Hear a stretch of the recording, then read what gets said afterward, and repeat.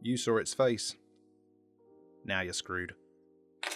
Good day everyone, and welcome to a bit of an odd one. So, you guys love seeing the melting fleshy arseholes on this channel, and I've been asked to make a video sharing my thoughts on the TourBox. So, I'm going to kill two birds with one stone here, first the promo, and then the speed art.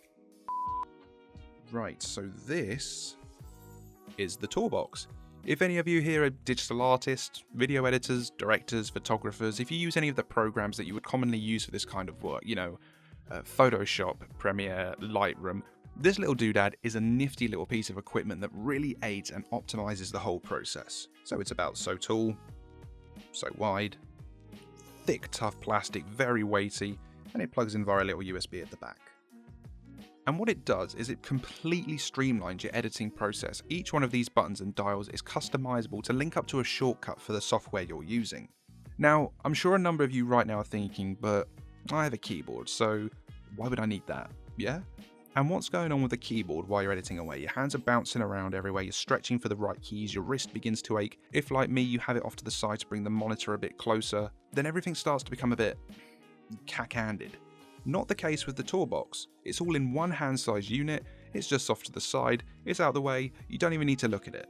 I'm about to show you some of my most favourite features. It comes with a handful of presets for different programs. You can find those up here at the top of the control panel. They are all completely customizable. All you need to do is click the button and then the list of shortcuts will present themselves and you pick them as you choose. I almost exclusively use Photoshop, so that's what I'm going to show. So the wheel at the top here, I've got that programmed for the zoom level. Dial in the bottom left, nudge, move stuff around. Cog in the middle, brush size. This thing is amazing. This is the most incredible and most useful feature I have found. No more of this right click and tapping to find the brush size I want or using brackets. It's all right here. Not even looking at it. Over here, got my eyedropper, my brush tool, my save button, my delete button, my opacity button, and my eraser button. Up here, I've got undo, redo, hand tool to move the page around, and up here, I've got my shift button. And once I press that, all these buttons now mean something completely different. So now, that was the opacity, that's now my pen tool. That was my erase button, it's now my deselect tool. There's loads of things, it's incredible. But it's not just about saving time, it's good, it's nice, it's there. I know everything that I'm going to need is there in my hand. Since being sent this, and I've used this extensively as you can see, I haven't needed to use any of the keys on my keyboard or even the hotkeys on my monitor while I've been drawing. Everything I need is now programmed into the TourBox. The only thing I would suggest is get yourself a little wrist support pad. It's really good for when you're doing those long haul drawings and keeps everything moving as smooth as butter.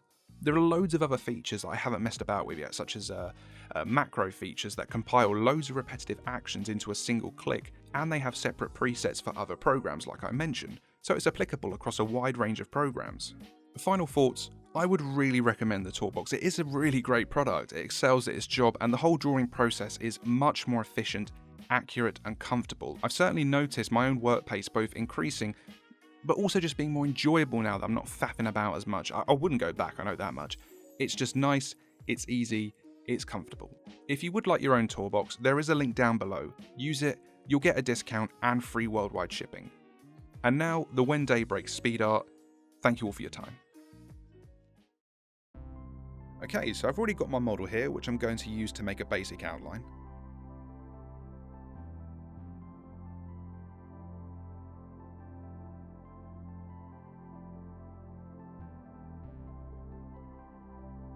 Now that I had that, I can do away with the model and start adding in a rough outline for the flesh creature I'm drawing.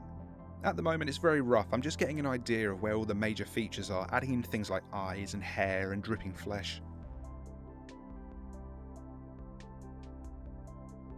Giving them a shirt with some nice flesh bursting out over the right shoulder. Right, so now I'm working on the refined proper outline. Now, I don't really need to do this, I could work from the rough outline. I do for the main videos, but I find a clean outline is just my preferred way of working when it's a single image. So as you can see, it just starts to look much neater and more organised on the canvas with less flyaway lines. Time to add colour. I'm using two main colours and they both contrast very nicely with each other, so neither will blend into the other, which would just make the whole thing look a bit flat and boring, just so there's a bit more for the eye to enjoy. So now I'm cutting away stray colour. I've got it on two separate layers so I don't cut away bits from a colour I don't want to lose. Okay, the main event. So I always work from dark to light, shadows first and then the highlights. Everyone has their own preference. Mainly here I'm thinking about where the shadows would be, creases in the fabric, and where the light source just won't have that much room to penetrate. The TourBox is worth its weight in gold here just for the brush size adjuster that I'm going to be using constantly now.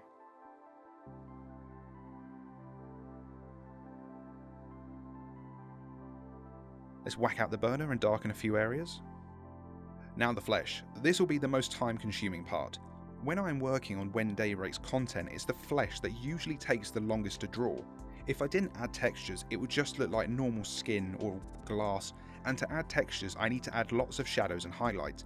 But when I first started it was a very painstaking process, but I've kind of worked out my own few little shortcuts here and there to speed things up, but it does take time still. These yellow parts are me making a note of where the light is coming from. I decided when I started working on the shirt that the light was going to be coming from the right, and that is something you need to decide right at the start, or else you're going to be going back over parts you've done adding in the light source later. I did that as well right near the start and it just took me ages, so now I do it the right way. These random shapes and stripes I'm adding in represent ripples and folds in the flesh, again just thinking about textures. Now it is going too fast for you to see, but I am actually constantly flicking between the eye picker tool and the brush, picking up colours from areas I've already drawn to reuse. And I have these buttons right next to each other on the TourBox, super fast and efficient. Adding in more shadows again. Shadows on flesh take the longest because there is always so much stuff creating shadows thanks to all the melting dripping flesh, which is actually brilliant because it makes the sketch look so much more interesting. The trade-off is that it takes longer. You'll see the hair is no longer a thing. Sometimes you make these decisions on the fly. You'll come across a part and say to yourself, I don't want that anymore. Yeah, that bit isn't working for me. That can go. And that's okay. So I have now added enough shadows and structures and texture and highlights that I no longer need the outline. I can go freehand from here on in. A lot of it is just random brush strokes, but not without reason. Organised chaos, I think, is a good way of looking at it.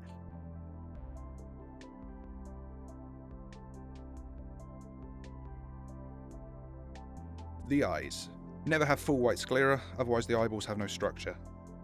Adding in shadows, giving them some depth, working on the structures of what's left of the face. The iris and the pupils. I know a few shortcuts. I watched a video where another artist explained the illusion of detail, and that provided a lot of helpful tips on how to do more with less.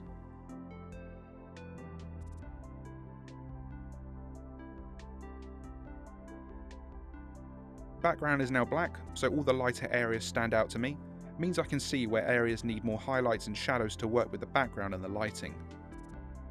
More shadows, more texture, more lighting. That's the benefit of using a drawing monitor. If I was doing this on an actual canvas, I'd be mixing mud by now, with all these overlapping colours and tones. The importance of different tones, the contrast between light and dark, is the key to getting depth into a piece. And when you have a single light source, such as in this one, you can really go to town on those tones and give all these different elements some structure.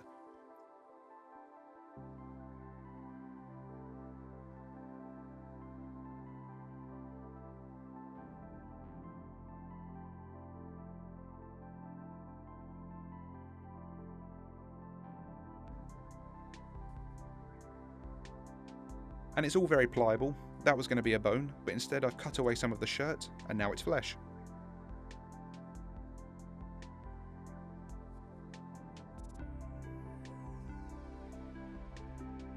Okay, going off road now, adding in some dripping flesh around the edges to break up those outlines, introduce some gravity, and give the sides some texture.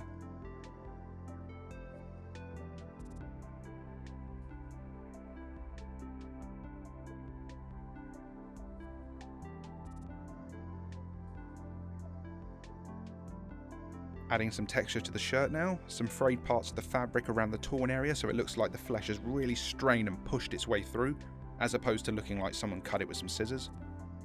And now it's just window dressing. The last few shadows and highlights, add the light source, light reflection in the eyes to make them stand out. And we're done. I hope you liked this video. If you did want more speed art videos, let me know, and if there's enough demand, I'll make another. The TourBox is a brilliant piece of kit for this kind of work, so I would really recommend getting one if you want to make your life a whole lot easier. Thank you for all watching, and I'll see you all next time.